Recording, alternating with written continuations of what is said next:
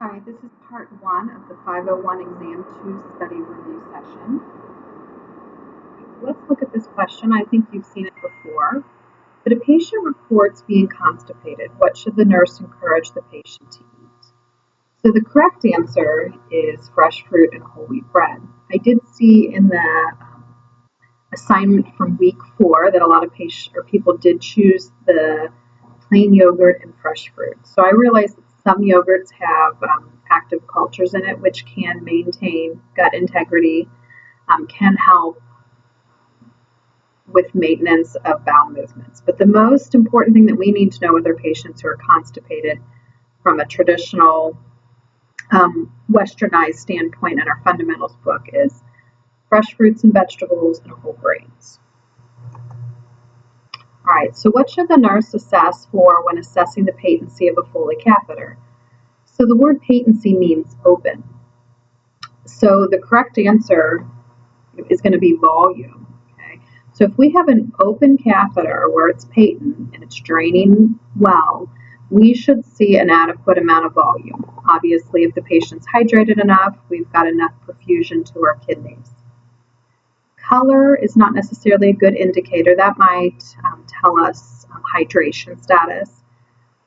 Clarity also might talk to us about hydration status, or if a patient has kidney damage, and then smell. The best choice is volume because patency means open. The catheter is open, it's draining. So in which position should the nurse position the patient when administering an enema? It's always going to be the left sideline or the left Sims position. And this is because the way the patient is lying when the enema is administered, it's able to drain more effectively into like your sigmoid, into the rectal area and the sigmoid. So it drains a little bit more if the patient's on the left Sims position. So what should the nurse consider when planning for the elimination needs of a patient? So the most appropriate response is going to be peristalsis increases after ingestion of food, which we know is true. So we know emotional stress can actually increase peristalsis. Intrathoracic pressure decreases when straining during defecation. That's incorrect. We know it increases. So a protocol in the PACU, or the post-anesthesia care unit, is that all patients must have pulse oximetry monitoring continuously. So what does it evaluate? I think this is a pretty easy knowledge base. We know it measures our oxygen saturation. So how much oxygen is bound to our hemoglobin within our blood. So a nurse is monitoring a patient with a respiratory problem for the presence of cyanosis. What are the most appropriate sites to assess? I think the best choice is going to be around the mouth and the fingernail beds. Around the mouth is kind of circumforal, so around the mouth. And then, our nail beds. So if we were looking at our lower legs, we might see more of a central cyanosis, but definitely around the mouth and the fingernail beds are most appropriate. Sometimes when you have more of a central cyanosis, and you see it within the trunk or the extremities, those are more late signs of cyanosis. So a nurse identifies that a patient with an infection has tachypnea. What should the nurse consider as the response for this, or reason for this response?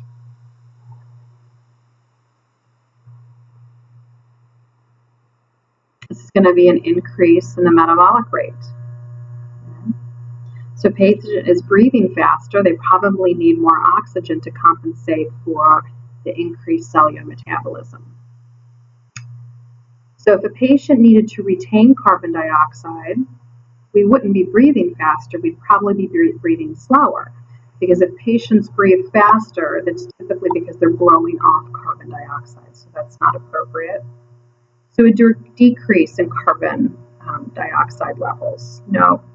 That would be the same kind of thing as question B. An attempt to compensate for respiratory alkalosis. So that's definitely not appropriate because if it was a respiratory acid-base imbalance, we wouldn't see any alterations in our breathing rate.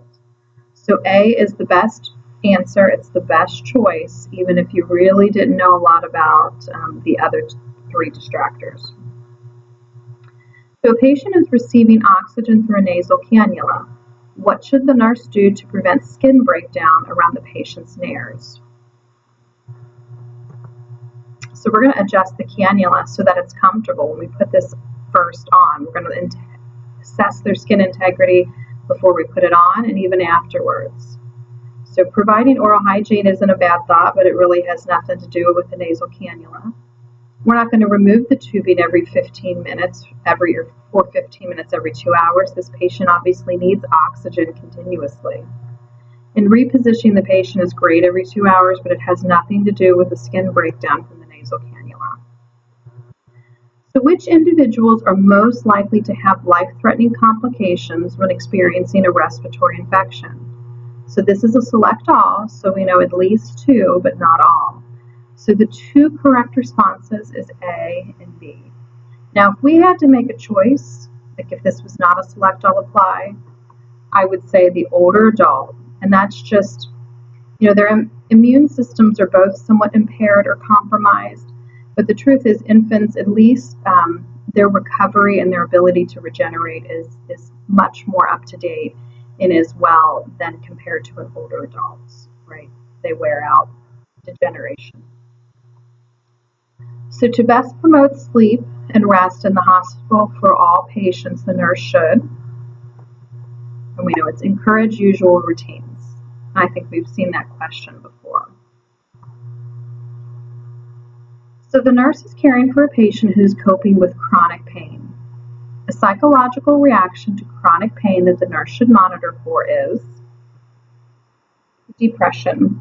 And we said that when we talked about pain in the pain lecture, that most patients with chronic pain, any type of pain that lasts longer than 3 months, they're going to have more psychological reactions than they are physiological reactions. So patients who have chronic pain, you're not necessarily going to see it in their vital signs. They may look comfortable or normal, but we know it's subjective. Okay, so we're often going to see depression, maybe social isolation, weight loss.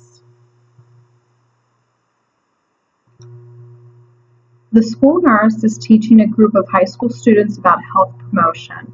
The nurse includes the information that individuals that require the least amount of sleep are older adults.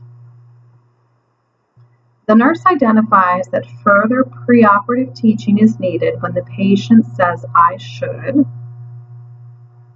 expect to be in the post-op care unit after surgery, apply pressure against the incision when coughing, ask for medication when I begin to have pain, or lie still while I'm on bed rest. So the correct answer is to lie still while I'm on bed rest. So that's definitely inappropriate teaching because we're going to talk to our patients about post-op exercise, making sure that we're doing our best to prevent any kind of post-op complications, like respiratory complications, atelectasis pneumonia, any VTE, decrease those risks, pressure ulcers. So even if the patient's not out of bed yet, we're still going to encourage them to move, isometric exercises, coughing, deep breathe. So the physician orders an enema for a patient scheduled for bowel surgery. The nurse understands that the enema is administered to this patient primarily to reduce pre-op peristalsis, post-op constipation, incontinence during surgery, or contamination of the operative field. And we talked about this yesterday, that the most primary reason that we're going to make sure that these patients have enema, that their bowel is evacuated in certain situations to prevent contamination of the operative field. If the bowel is manipulated, a surgical instrument perforates the intestines, we don't want to contaminate a sterile field. Yes, we worry about incontinence during surgery, post-op constipation, but the most important reasoning is to not contaminate that field. So the OR nurse is providing handoff report to the PACU nurse. Which components will the operating room nurse include? So IV fluids, absolutely. What kind of fluids do we have running? What's the rate? What's the patient's vital signs? What have they been trending? What is the most current vital signs that we have? Insurance data and family location maybe are okay things to be aware of, but I don't feel like they're going to be a part of the standardized handoff report. They're not going to be part of the SPAR. Anesthesia provided, definitely an important component if we're watching these patients for malignant hyperthermia, any other type of reaction. And then estimated blood loss or EBL, very important, because if we know that a patient commonly sees a 200 to 300 EBL or estimated blood loss in a big major procedure, but then we know this patient actually lost 1,000 milliliters or a liter, that's pretty substantial. So we would need to be monitoring these patients for low blood pressure, decreased urine output, any other indications of dehydration or hypovolemia. So the nurse is using a forced air warmer for a surgical patient preoperatively. Which goals is the nurse trying to achieve? We know it's to reduce blood loss, reduce cardiac arrest, and reduce surgical site infection. Okay?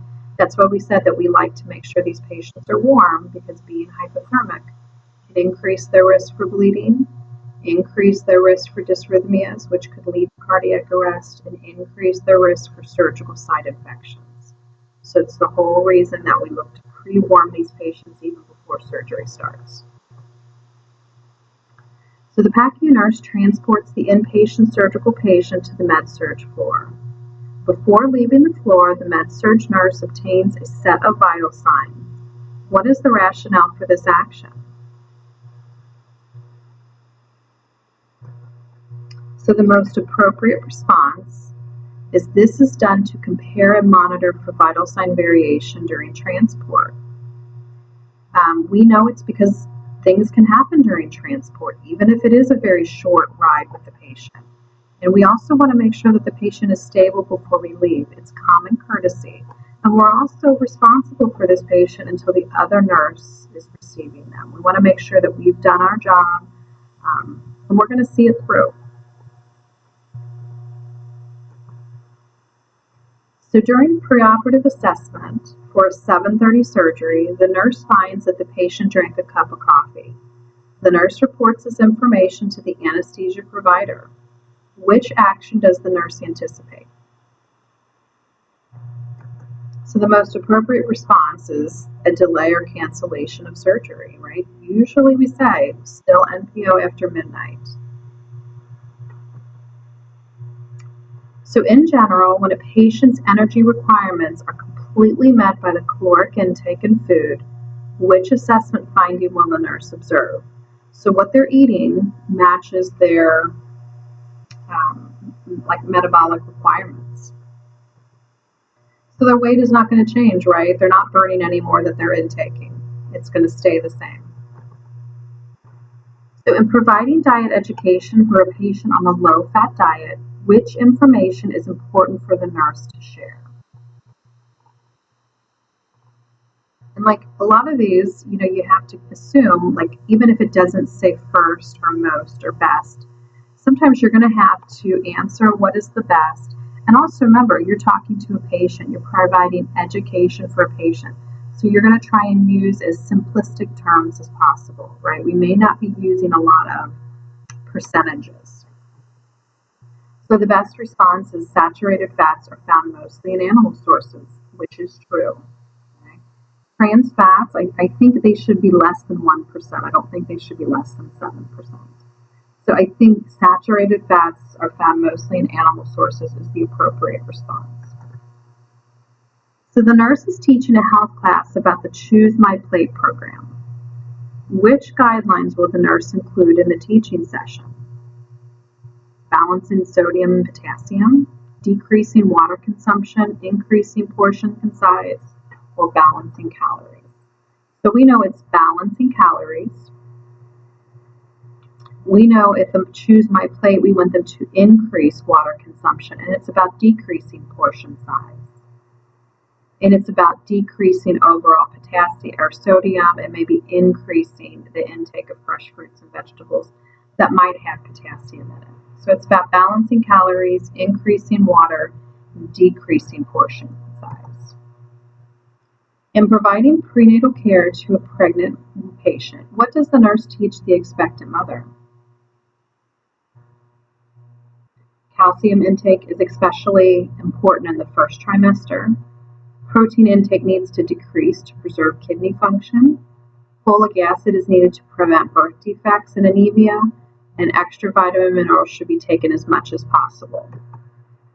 So we know the correct response is folic acid is needed to help prevent birth defects and anemia. If we look at D, extra vitamins and minerals should be taken as much as possible. We still know that water-soluble and fat-soluble vitamins are toxic, right? So we're not going to take them as much as possible. We're going to maintain adequate protein intake. Typically, patients who have altered kidney function, we might consider reserving their protein intake, but that's not the case. Calcium intake is important throughout the whole entire pregnancy, not just the first trimester. So the patient is an 80-year-old male patient who is visiting the clinic today for a routine exam. The patient's skin turgor is fair, but the patient reports weakness and fatigue. The skin is warm and dry, but his pulse rate is 116 beats a minute, and his urine sodium level is slightly elevated. So which instructions should the nurse provide? So overall, I think the little scenario, it pretty much tells us this patient is dehydrated. Okay? So we're going to tell him to drink more fluid. Okay? His skin turgor is fair, but his skin is dry, right? He feels weak, fatigued. His pulse rate is 116 beats a minute. Yeah, I mean, it's between 60 to 100. It shouldn't be that elevated. And his urine sodium level tells us that his kidneys are kind of conserving urine. They're reabsorbing. So we're going to see a higher level of urine and sodium in the urine, okay, because we don't have as much urine output.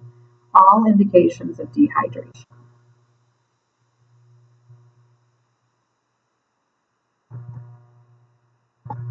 So the patient is to receive multiple medications via the NG tube. The nurse is concerned that the tube may be clogged. Which action is best for the nurse to take? So although we haven't got to the NG portion yet, when we get to lab in a couple weeks, some of this is kind of found in the nutrition chapter. But we would be checking with the pharmacy to make sure that we've got liquid forms of medication.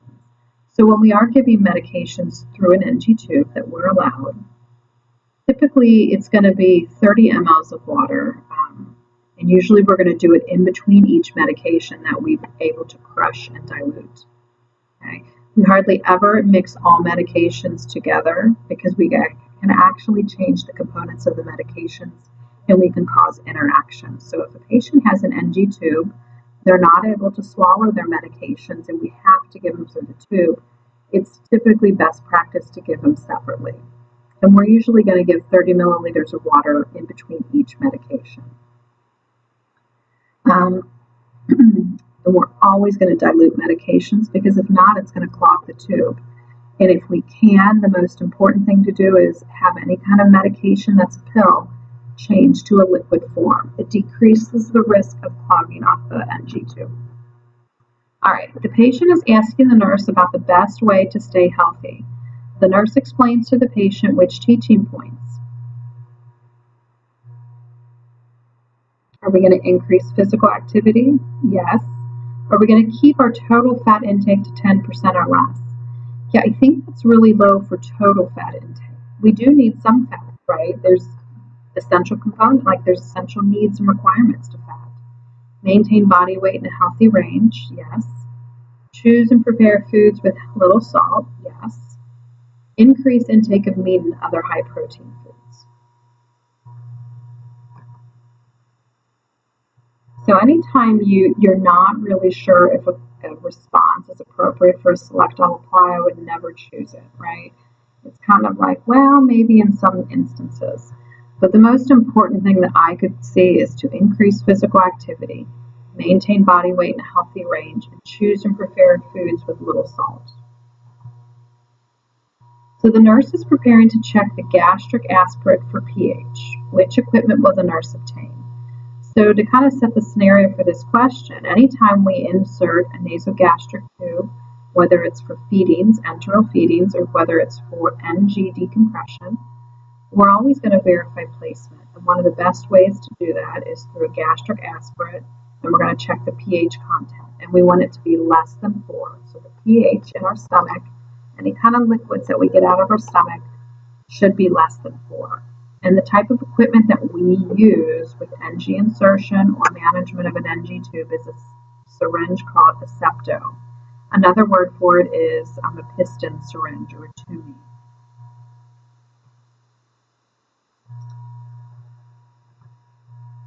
Okay, so the nurse is providing home care for a patient diagnosed with AIDS.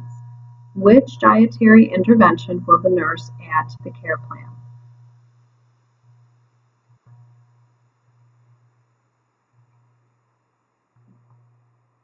So probably the most important is to provide small, frequent, nutrient-dense meals for maximizing calories. We're typically not going to prepare meals that are too hot because that in some instances doesn't necessarily make it more appealing to everybody. So maybe more room temperature, not too hot, not too cold. We're not necessarily going to limit liquids, but we might consider doing it in between meals. Encourage intake of fatty foods to increase caloric intake. Probably not the best response, right? We still want well-rounded meals, but we want it to be nutrient-dense meals to maximize calories. So a patient develops a foodborne disease from E. coli. When taking a health history, which food item will the nurse most likely find the patient ingested? So the most appropriate answer is the undercooked ground beef. Sometimes with the soft cheeses, we might think listeria, improbably home canned food like botulism. But I think we all can associate E. coli with undercooked ground beef. So a patient has just been started on enteral feedings. So feedings through the GI tract, but they're not taking them by mouth. They've either got an NG tube or they've got a tube inserted directly through their stomach or their intestines, and has developed diarrhea after being on the feeding for 2 hours. What does the nurse suspect is the most likely cause of the diarrhea? Formula intolerance. So nothing in the little question says anything about C. diff, right? They're not on antibiotics. They're not immunocompromised. It doesn't say anything about antibiotic therapy. Bacterial contamination, possibly. But one thing to realize with enteral feedings or nasogastric feedings, G-tube feedings, the formula has a really high kind of osmotic content to it. And so it's in liquid form. Sometimes patients in the initial stages of learning how to tolerate feedings, they just have diarrhea. It is one of the biggest complications of GI feedings in the beginning. So they might consider slowing down the feeding rate. They might consider changing the formula, or they actually might consider increasing like the fiber or the bulk to it. So a small bore feeding tube is placed. Which technique would the nurse use to best verify tube placement? So, like we said, we can do 2 different techniques to check the feeding tube has been placed in the appropriate place, especially if we've done it through the nose. We can do pH testing, and if it stops in the stomach, we know that pH is going to be less than 4. An X-ray, however, is the best verification. It is the most accurate. But sometimes when we're at the bedside and we're actually putting in an NG tube, it's much more easier and convenient to first do a pH test and then send the patient down for X-ray. So X-ray is the best.